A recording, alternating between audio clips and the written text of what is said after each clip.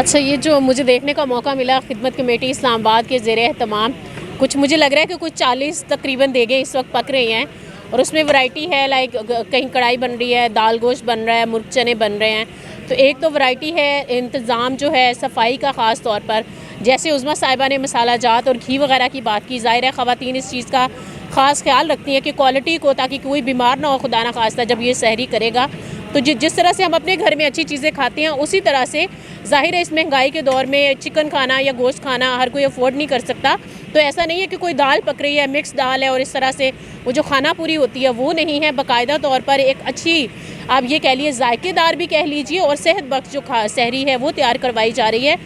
सबसे अच्छी चीज़ जो मुझे फ़ील हो रही है ना, वो ये है कि हुकूमत को इससे सीखना चाहिए, क्योंकि आप ये देखें यहाँ लाइनें नहीं लगी हुई हैं। यहाँ पर तकसीम करने वालों की लाइनें हैं, पकाने वालों की लाइनें हैं, लेकिन लेने वालों की एक भी लाइन नहीं है।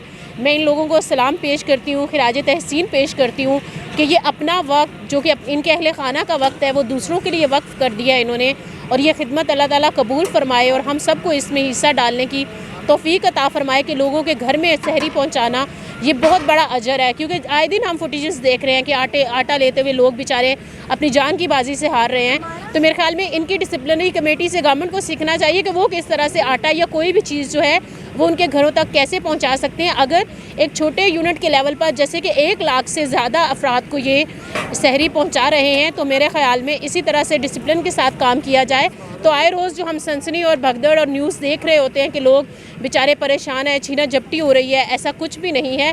तो मेरे ख्याल में वो जो एक बुरा इमेज भी जा रहा होता है कि हम हजूम हैं, हम कौम नहीं हैं, तो ऐसा बिल्कुल भी नहीं है।